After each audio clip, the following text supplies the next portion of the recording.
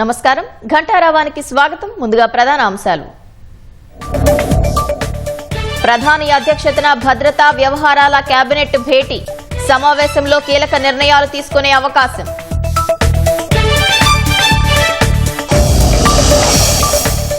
పహల్గాం ఉగ్రదాడిలో ముష్కరుల కోసం బలగాల వేట. ముగ్గురి ఫోటోలు విడుదల చేసిన దర్యాప్తు సంస్థలు.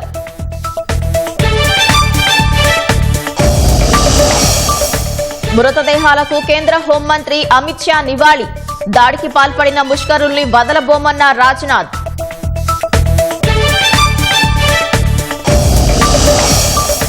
పంటల బీమా ప్రీమియం ప్రతిపాదనల సిద్ధానికి తుమ్మల ఆదేశం. రైతులందరికీ ప్రయోజనం చేకూరాలని సూచనలు.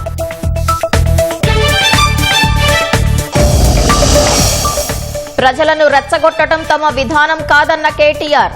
రజతోత్సవ వేడుకల కోసమే సభ నిర్వహణని స్పష్టీకరణ.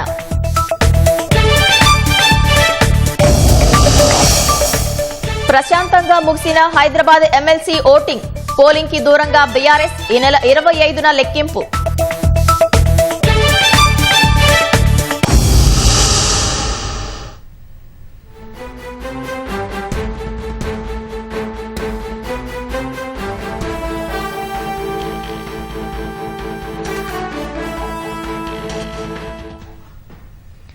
పహల్గాం ఉగ్రదాడి ఘటనపై భద్రతా వ్యవహారాల కేబినెట్ కమిటీ ఢిల్లీలో సమావేశమైంది. ప్రధాని మోదీ అధ్యక్షతన జరుగుతున్న ఈ భేటీలో రక్షణ మంత్రి రాజ్నాథ్ సింగ్, హోంమంత్రి అమిత్ షా, ఆర్థిక మంత్రి నిర్మలా సీతారామన్, విదేశాంగ శాఖ మంత్రి జయశంకర్ పాల్గొంటున్నారు. ప్రధాని మోదీ సూచన మేరకు ఉగ్రదాడి జరిగిన ప్రాంతానికి వెళ్లి వచ్చిన అమిత్ షా ముష్కర దాడికి సంబంధించిన వివరాలు సమావేశంలో వివరించినట్లు తెలుస్తోంది.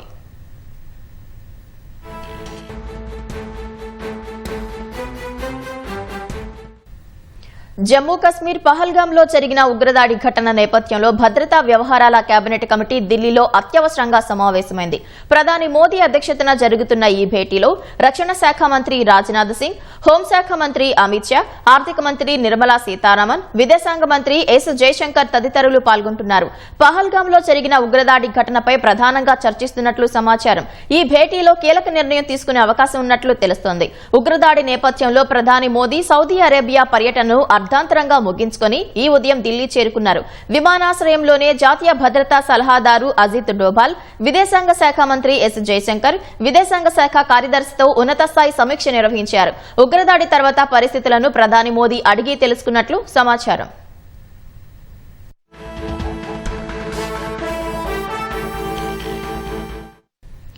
ప్రధాని మోదీ సూచన మేరకు నిన్న శ్రీనగర్ వెళ్లిన కేంద్ర హోంశాఖ మంత్రి అమిత్ షా ఇవాళ ఉగ్రదాడి జరిగిన ప్రాంతానికి వెళ్లారు. శ్రీనగర్ నుంచి 110 కిలోమీటర్ల దూరంలో ఉన్న బైసరన్ కు హెలికాప్టర్లో చేరుకున్నారు.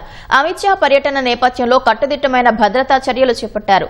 ఉగ్రదాడి జరిగిన తీరును అమిత్ షాకు అధికారులు వివరించారు. అంతకుముందు పహల్గాం ఉగ్రదాడిలో ప్రాణాలు కోల్పోయిన వారికి ఆయన నివాళులర్పించారు. అక్కడే బాధిత కుటుంబాలను పరామర్శించారు. అనంతరం ఆసుపత్రిలో చికిత్స పొందుతున్న క్షతగాతులను పరామర్శించారు. వారితో మాట్లాడి ఉగ్రదాడి ఘటనకు సంబంధించిన వివరాలు అడిగి తెలుసుకున్నారు.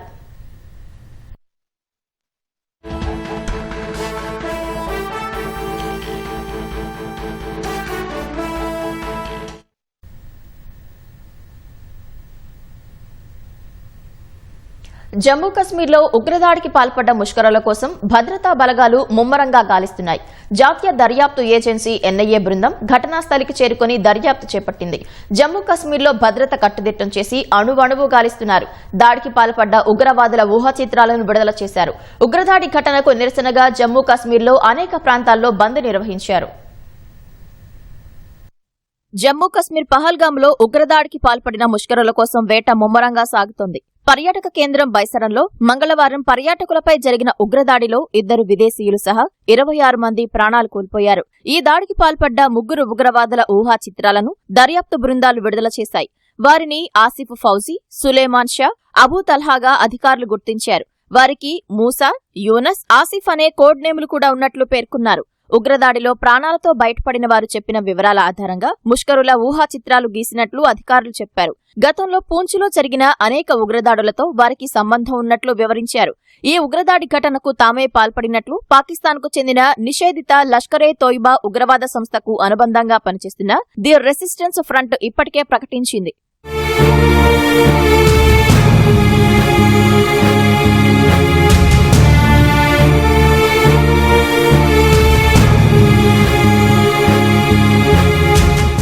మరోవైపు జాతీయ దర్యాప్తు సంస్థ ఎన్ఐఏ కూడా రంగంలోకి దిగింది. ఇన్స్పెక్టర్ జనరల్ సారథ్యంలోని ఎన్ఐఏ బృందం పెహల్గాంలో 26 మంది పర్యాటకులను బలిగొన్న ఉగ్రదాడి కేసు దర్యాప్తులో జమ్మూ కశ్మీర్ పోలీసులకు సహకారం అందించనుంది. పెహల్గాంకు సమీపంలో ఉన్న పర్యాటక కేంద్రం బైసరంలో ఉగ్రదాడి ఘటన జరిగిన ప్రాంతాన్ని ఎన్ఐఏ బృందం పరిశీలించింది. పహల్గాం ఉగ్రదాడి ఘటనకు వ్యతిరేకంగా జమ్మూ కశ్మీర్ రీజియన్లలో బంద్ ప్రశాంతంగా సాగింది. రాజకీయ పార్టీలతో పాటు పౌర వ్యాపార సంఘాల బంద్ పిలుపుతో జనజీవనం స్తంభించింది. అన్ని వర్గాల ప్రజలు బంద్కు మద్దతు తెలిపారు. జమ్మూ నగరంతో పాటు రియాసీ, దోడా, ఉధంపూర్, కత్రా, కథువా, పూంచ్, సాంబా తదితర ప్రాంతాల్లో బంద్ ప్రభావం కనిపించింది. దుకాణాలు, వ్యాపార సంస్థలు, విద్యా సంస్థలను మూసివేశారు. ప్రజా రవాణా కూడా నిలిచిపోయింది. జమ్మూ సిటీ సహా పలు ప్రాంతాల్లో నిరసన ప్రదర్శనలు నిర్వహించారు. అటు కశ్మీర్లోని పలు ప్రాంతాల్లో కూడా బంద్ ప్రశాంతంగా ముగిసింది. శ్రీనగర్, బుద్గాం సహా పలు ప్రాంతాల్లో దుకాణాలు, వ్యాపార సంస్థలు, విద్యా సంస్థలను మూసివేశారు. ప్రజా రవాణాను నిలిపివేశారు. సమస్యాత్మక ప్రాంతాల్లో అదనపు బలగాలను మోహరించారు. జమ్మూ కశ్మీర్లో పెట్రోలింగ్ను ఉధృతం చేశారు. కీలక ప్రాంతాల్లో నిఘా కట్టుదిట్టం చేశారు. ఉగ్రచర్యకు వ్యతిరేకంగా జరిగిన బంద్కు అన్ని వర్గాలు మద్దతు ప్రకటించడం 35 ఏళ్ల తర్వాత ఇదే తొలిసారని అధికారులు తెలిపారు. మరోవైపు జమ్మూ కశ్మీర్లో ఉన్న పర్యాటకులు భయంతో వేల సంఖ్యలో స్వస్థలాలకు పయనమయ్యారు. పహల్గాం ఘటనను అమెరికా, రష్యా వంటి దేశాలు భారత్కు సానుభూతి ప్రకటించగా తాజాగా మరికొన్ని దేశాలు పర్యాటకులపై ఉగ్రదాడిని తీవ్రంగా ఖండించాయి. భారతదేశ స్ఫూర్తి ఎంతో బలమైందన్న ఐరోపా కమిషన్ అధ్యక్షురాలు ఉర్సులా వోన్ డెర్ లెయెన్ ఈ కఠిన పరీక్షలో భారతీయులు బలంగా నిలబడతారని ఆకాంక్షించారు. భారత్కు ఐరోపా మద్దతు కొనసాగుతుందన్నారు. అమాయక ప్రజలపై ముష్కర దాడులు ఏమాత్రం ఆమోదయోగ్యం కావని ఐక్యరాజ్య సమితి చీఫ్ ఆంటోనియో గుటెరస్ పేర్కొన్నారు. పర్యాటకులపై ఉగ్రవాదులు పాల్పడిన పిరికి పంద చర్య తమను తీవ్ర దిగ్భ్రాంతికి గురిచేసిందని బ్రిటన్ తెలిపింది. ఉగ్రవాదానికి వ్యతిరేకంగా భారత్తో నేపాల్ దృఢంగా నిలబడుతుందని ప్రధాని కేపీ శర్మ ఓలీ తెలిపారు. Pakistan, China, Germany, UAE, Sri Lanka విదేశాంగ శాఖలు సైతం మరణాలపై సంతాపం ప్రకటించాయి. కాగా అమెరికా అధ్యక్షుడు ట్రంప్, రష్యా అధ్యక్షుడు పుతిన్, ఇజ్రాయెల్ ప్రధాని నెతన్యాహు, ఇటలీ ప్రధాని జార్జియా మెలోని ఉగ్రదాడిని ఇప్పటికే ఖండించారు.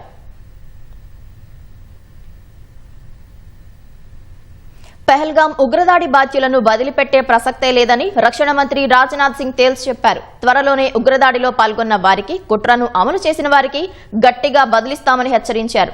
పెహల్గాం ఉగ్రదాడిని అమానవీయ ఘటనగా పేర్కొన్న ఆయన దేశ పౌరులందరికీ తీవ్రమైన బాధ, దుఃఖం కలిగించిందన్నారు. ఇలాంటి ఘటనలతో భారత్ను భయపెట్టలేరని రాజ్నాథ్ సింగ్ పేర్కొన్నారు. टेररिज्म के खिलाफ हमारी जीरो टॉलरेंस की पॉलिसी है. भारत का एक एक नागरिक इस कायरतापूर्ण हरकत के खिलाफ एकजुट है. मैं इस मंच से देशवासियों को आश्वस्त करता हूं, घटना के मद्देनजर भारत सरकार वो हर कदम उठाएगी जो जरूरी और उपयुक्त होगा. और हम सिर्फ उन लोगों तक नहीं पहुंचेंगे जिन्होंने इस घटना को अंजाम दिया है, हम उन तक भी पहुंचेंगे जिन्होंने पर्दे के पीछे बैठकर हिंदुस्तान की सरजमी पर ऐसी नापाक हरकतों की साजिशें रची हैं. भारत एक इतनी पुरानी सभ्यता और इतना बड़ा देश है जिसको ऐसे किसी भी आतंकी गतिविधियों से किसी भी सूरत में डराया नहीं जा सकता. ऐसी हरकतों का जिम्मेदार और इसके जिम्मेदार लोगों को आने वाले कुछ ही समय में जोरदार तरीके से नजर आएगा. मैं देशवासियों को आश्वस्त करना चाहता हूं. జమ్మూ కశ్మీర్లో ఉగ్రవాదుల పాశవిక దాడిని రాష్ట్రం ముక్త కంఠంతో ఖండించింది. ఉగ్రవాదుల ముసుగులో పాకిస్తాన్ పిరికి పంద చర్యకు పాల్పడిందని కేంద్ర మంత్రి కిషన్ రెడ్డి సహా రాష్ట్ర మంత్రులు తీవ్రస్థాయిలో మండిపడ్డారు. ముష్కర మూకల దుశ్చర్యను నిరసిస్తూ రాష్ట్ర వ్యాప్తంగా ప్రదర్శనలు కొనసాగాయి. పహల్గాంలో పర్యాటకులపై ఉగ్రవాదుల మారణహోమంపై రాష్ట్ర వ్యాప్తంగా నిరసనలు కొనసాగాయి. ట్యాంక్ బండ్ అంబేద్కర్ విగ్రహం వద్ద కేంద్ర మంత్రి కిషన్ రెడ్డి, ఎంపీలు లక్ష్మణ్, ఈటెల రాజేందర్, కొండా విశ్వేశ్వరరెడ్డి సహా బీజేపీ నేతలు ఉగ్రదాడి మృతులకు నివాళులర్పించారు. భారత్ను దెబ్బతీయాలని పాకిస్తాన్ చూస్తే మూల్యం చెల్లించుకోక తప్పదని కిషన్ రెడ్డి హెచ్చరించారు. జమ్మూ కాశ్మీర్లో ఎన్నో రకాల అభివృద్ధి జరుగుతూ ఉంది. 30 సంవత్సరాల తర్వాత ఈరోజు పర్యాటకులు కూడా వెళ్లే విధంగా అక్కడ మంచి వాతావరణం ఏర్పడింది. మళ్ళీ ఈరోజు పాకిస్తాన్ జమ్మూ కాశ్మీర్లో నిప్పులు పోసే విధంగా అమాయకులైనటువంటి పర్యాటకులను ఈరోజు విచక్షణారహితంగా కాల్చి చంపడం ఏదైతున్నదో ఈరోజు మేము పూర్తిగా ఖండిస్తా ఉన్నాము. ఈ రకమైనటువంటి ఉగ్రవాద చర్యల ద్వారా పాకిస్తాన్ భారతదేశాన్ని భయపెట్టాలనుకుంటే, పాకిస్తాన్ భారతదేశాన్ని దెబ్బతీయాలనుకుంటే అది వాళ్ళ పొరపాటు. ప్రకృతిని ఆస్వాదించేందుకు వెళ్లిన పర్యాటకులపైన దాడిని తెలంగాణ జనసమితి అధ్యక్షుడు కోదండరాం ఖండించారు. ఉగ్రవాదుల దాడి అత్యంత హేయమైన చర్యని ఉప ముఖ్యమంత్రి భట్టి విక్రమార్క, మంత్రులు ఉత్తమ్ కుమార్ రెడ్డి, కోమటిరెడ్డి వెంకటరెడ్డి, జూపల్లి కృష్ణారావు, పొన్నం ప్రభాకర్, పీసీసీ అధ్యక్షుడు మహేష్ కుమార్ గౌడ్, ఎంపీ చామల కిరణ్ రెడ్డి విమర్శించారు. ఉగ్రవాదులపై కేంద్రం ఎలాంటి చర్యలు చేపట్టినా కాంగ్రెస్ పార్టీ అండగా ఉంటుందని మంత్రులు సీతక్క, పొన్నం ప్రభాకర్ అన్నారు. సిద్ధాంతాలు ఏది లేనటువంటి ఒక టెర్రరిస్ట్ గ్రూపు ఈరోజు మరి కాశ్మీర్లో జరిగినటువంటి పర్యాటకుల మీద జరిపినటువంటి విచక్షణ రహితంగా జరిపి మరి సాధారణమైనటువంటి పౌరులను చంపేసినటువంటి దుర్మార్గులను కఠినంగా శిక్షించాలని కోరుకుంటూ ప్రజల యొక్క ప్రాణాలతో చెలగాటమాడడం అనేది ఏ సిద్ధాంతం, ఏ దేవుడు ఎవరు కూడా యాక్సెప్ట్ చేయరు. కాబట్టి ఈరోజు సిద్ధాంతాలు, విధి విధానాలు, ఒక పౌర సమాజం పట్ల కనీసం ఒక మానవత్వం లేనటువంటి వాళ్ళు ఏ డిమాండ్లకు కూడా వాళ్ళు సరైనటువంటి వ్యక్తులు కాదు. తీవ్రంగా ఖండిస్తా ఉన్నాం. కాశ్మీర్ లో నిన్న జరిగిన సంఘటన అందరికీ దుఃఖభరితమైనటువంటిది. ఇటువంటి సంఘటనల పట్ల ప్రభుత్వం రాజకీయాలకు అతీతంగా కఠినంగా వ్యవహరించాల్సిందే. కేంద్ర ప్రభుత్వానికి ఈ అంశంలో పూర్తిగా అండగా ఉంటుంది కాంగ్రెస్ పార్టీ. ఎందుకంటే ఈ రోజు ఇటువంటి సంఘటనలు పునరావృతం కాకుండా కఠినంగా వ్యవహరించాలని కేంద్ర ప్రభుత్వాన్ని కోరుతాను. బీజేపీ ఆధ్వర్యంలో ఓరుగల్లులో వరంగల్ ఖమ్మం ప్రధాన రహదారిపై పాకిస్తాన్ దిష్టిబొమ్మను దహనం చేశారు. పర్యాటకంగా కాశ్మీర్ అభివృద్ధిని చూసి ఓర్వలేక ఉగ్రవాదులు పాశవికంగా దాడులకు తెగబడ్డారని హనుమకొండ చౌరస్తాలో బీజేపీ నేతలు మండిపడ్డారు. సంగారెడ్డి ఐబీ చౌరస్తా నుంచి బస్టాండ్ వరకు బీజేపీ శ్రేణుల ఆధ్వర్యంలో నిరసన ప్రదర్శన కొనసాగింది. హైదరాబాద్ గోషామహల్ నియోజకవర్గం మొజంజాహి మార్కెట్ కూడలి వద్ద బీజేవైఎం శ్రేణులు ఉగ్రవాదులకు వ్యతిరేకంగా నినదించారు. పర్యాటకులపై దాడి హేయమైన చర్య అని బీజేపీ ఎమ్మెల్సీ అంజిరెడ్డి అన్నారు. ఖమ్మంలో ప్రదర్శన చేపట్టిన సిపిఎం శ్రేణులు జమ్మూ కశ్మీర్లో ముష్కరుల దాడిని పిరికిపంద చర్యగా అభివర్ణించాయి. పెద్దపల్లి జిల్లా గోదావరిఖని ప్రధాన చౌరస్తాలో కాంగ్రెస్ నాయకులు ఉగ్రవాదుల దిష్టిబొమ్మను దహనం చేశారు. ఉగ్రదాడిని ఖండిస్తూ సిద్దిపేట జిల్లా హుస్నాబాద్ కోర్టు ఎదుట న్యాయవాదులు నిరసన వ్యక్తం చేశారు. జమ్మూ కశ్మీర్లోని పహల్గాంలో పర్యాటకులపై ఉగ్రదాడిని పలువురు సినీ ప్రముఖులు తీవ్రంగా ఖండించారు. మినీ స్విట్జర్లాండ్గా భావించే ఆ ప్రాంతంతో ఉన్న జ్ఞాపకాలను ఎక్స్ వేదికగా గుర్తు చేసుకుంటూ ఉగ్రదాడిలో ప్రాణాలు కోల్పోయిన బాధిత కుటుంబాలకు సానుభూతి తెలిపారు. 28 మంది అమాయకులను బలిగొన్న దారుణమైన ఈ దాడి క్షమించరాని క్రూరమైన చర్యగా మెగాస్టార్ చిరంజీవి పేర్కొన్నారు. బాధితులను చూస్తుంటే తన హృదయం బరువెక్కుతుందని ఎన్టీఆర్ ఆవేదన వ్యక్తం చేశారు. పహల్గాం ఎంతో అందమైన ప్రదేశమని, అక్కడ జరిగిన దాడి గురించి తెలిసి తన గుండె పగిలిపోయిందని అల్లు అర్జున్ వాపోయారు. 2 ఏళ్ల కిందట తన పుట్టినరోజును పహల్గాంలోనే జరుపుకున్నానని, ఓ సినిమా షూటింగ్ కు వెళ్లినప్పుడు స్థానికంగా ఉండే కశ్మీరీ స్నేహితులు తనను ఎంతో జాగ్రత్తగా చూసుకున్నారని విజయ్ దేవరకొండ గుర్తు చేసుకున్నారు. ఉగ్రవాదులు సైనిక దుస్తుల్లో వచ్చి కాల్పులు జరపడం సిగ్గుచేటని, అలాంటి పిరికి వాళ్లను త్వరలోనే దేశం అంతమొందిస్తుందన్న విజయ్ ఉగ్రవాదానికి భారత్ ఎప్పటికీ తలవంచదని వ్యాఖ్యానించారు. 3 నెలల కిందట దాదాపు 200 మందితో 20 రోజులు పహల్గాంలోనే గడిపామని తెలిపిన నాని ఉగ్రదాడితో తనకు మాటలు రావటం లేదని ఆవేదన వ్యక్తం చేశారు. ఎందుకు ఈ హింస అంటూ నాని ప్రశ్నించారు. అటు కోలీవుడ్ నుంచి కమల్ హాసన్ సహా బాలీవుడ్ నుంచి అనుపమ్ ఖేర్, సంజయ్ దత్, అక్షయ్ కుమార్, జాన్వీ కపూర్, సోనూ సూద్ సహా మరికొంతమంది ప్రముఖులు పహల్గాం ఉగ్రదాడిని ఎక్స్ వేదికగా తీవ్రంగా ఖండించారు. వర్షాలకు దెబ్బతిన్న వరి, మామిడి సహా ప్రధాన పంటలకు పూర్తి పరిహారం అందించడంపై సాధ్యాసాధ్యాలు పరిశీలించాలని అధికారులను వ్యవసాయ శాఖ మంత్రి తుమ్మల నాగేశ్వరరావు ఆదేశించారు. పంట బీమా పథకం అమలుపై సచివాలయంలో సమీక్షించిన తుమ్మల వానాకాలం యాసంగిలో ఏ పంటలకి ఏ విపత్తు కింద బీమా వర్తింపచేసే అంశంపై చర్చించారు. నష్టం ఆధారంగా రాష్ట్రాన్ని 11 క్లస్టర్లుగా విభజించినట్లు చెప్పారు. రైతులందరికీ పంట బీమా వర్తింపచేస్తే 98% విస్తీర్ణానికి మేలు జరుగుతుందని వివరించారు. పంటలకు బీమా వర్తింపుపై రైతు ప్రయోజనాలను దృష్టిలో ఉంచుకుని పథకం రూపకల్పన చేయాలని సూచించారు. ప్రధానమంత్రి ఫసల్ బీమా యోజనని ఇతర రాష్ట్రాలు ఎలా అమలు చేస్తున్నాయో అధ్యయనం చేసి రైతులందరికీ ప్రయోజనం చేకూరేలా ప్రతిపాదనలు సిద్దం చేయాలని మంత్రి సూచించారు. సాంకేతిక పరిజ్ఞానం ఆధారంగా పంట దిగుబడి అంచనాలు రూపొందించడం సహా నష్టపోయిన పంటల విషయంలో బీమా కంపెనీలు సత్వరమే క్లెయిమ్లు అందించేందుకు విధి విధానాలు రూపొందించాలని సిద్దం చేయాలని మంత్రి తుమ్మల స్పష్టం చేశారు. మహిళలను కోటీశ్వరులను చేయాలనే ఉద్దేశంతో ఇందిరా మహిళా శక్తి క్యాంటీన్లను రాష్ట్ర ప్రభుత్వం ఏర్పాటు చేస్తుందని స్త్రీ శిశు సంక్షేమ శాఖ మంత్రి సీతక్క అన్నారు. మహబూబాబాద్ జిల్లా కొత్తగూడ మండలంలో పర్యటించి పలు ప్రారంభోత్సవ కార్యక్రమాల్లో పాల్గొన్నారు. కొత్తగూడ మండలంలో ఏర్పాటు చేసిన ఇందిరా మహిళా శక్తి క్యాంటీన్ను మంత్రి ప్రారంభించారు. అదేవిధంగా గాంధీనగర్లో ఓ ప్రైవేట్ ఆసుపత్రిని మంత్రి ప్రారంభించారు. అనంతరం ఓ కార్యకర్త కుమారుడి వివాహ మహోత్సవంలో పాల్గొని నూతన వధూవరులను ఆశీర్వదించారు. మహిళలు ఆర్థికంగా అభివృద్ధి చెందడానికి రాష్ట్ర ప్రభుత్వం వడ్డీ లేని రుణాన్ని ఇవ్వడంతో పాటు మహిళలకు అన్ని రకాల వెసులుబాటు కల్పిస్తుందని అన్నారు. మహిళల కోసం ఇందిరా మహిళా శక్తి క్యాంటీన్లు రాష్ట్రం మొత్తం మీద ఏర్పాటు చేయడం జరుగుతుందని పేర్కొన్నారు. మహిళ ఆర్థికంగా ఎదిగితే ఖచ్చితంగా ఆ ఇల్లు కూడా అభివృద్ధి చెందుతుంది. మనం ఒకప్పుడు చూస్తే మనలాంటి మారుమూల ఏజెన్సీ అటవీ గ్రామాలలో డబ్బుల కోసం వడ్డీ వ్యాపారుల దగ్గరికి వెళ్లి వడ్డీలకు వడ్డీ చక్ర వడ్డీలు కట్టి లాస్ట్కు భూములను కూడా తాకట్టు పెట్టుకునేటువంటి పరిస్థితి ఉండే. కానీ ఈరోజు మహిళా సంఘాలు దాదాపుగా 30-35 సంవత్సరాల నుంచి మనం ఏర్పాటు చేసుకొని ఈ రోజు వడ్డీ లేని రుణాల వరకు కూడా రావడం జరిగింది. ఈ వడ్డీ లేని రుణాలతోటి మహిళలు క్యాంటీన్స్ పెట్టుకుంటా ఉన్నారు.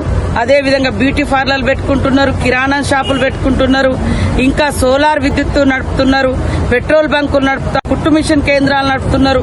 ప్రతి ఒక్కటి కూడా మనం అవకాశం కల్పిస్తున్నాం. జానారెడ్డి అంటే తనకు గౌరవమని, మంత్రి పదవిపై అధిష్టానానిదే తుది నిర్ణయమని మునుగోడు ఎమ్మెల్యే కోమటిరెడ్డి రాజగోపాల్ రెడ్డి స్పష్టం చేశారు. అందుబాటులో లేకపోవడం వల్లే ఇటీవల జరిగిన సీఎల్పీ సమావేశానికి తాను హాజరు కాలేకపోయానని తెలిపారు. హైదరాబాద్ గాంధీ భవన్ లో పార్టీ రాష్ట్ర ఇన్ఛార్జి మీనాక్షి నటరాజన్ ను మర్యాదపూర్వకంగా కలిశారు. పార్టీ బలోపేతానికి చేపట్టాల్సిన చర్యలపై మీనాక్షితో చర్చించినట్లు వివరించారు.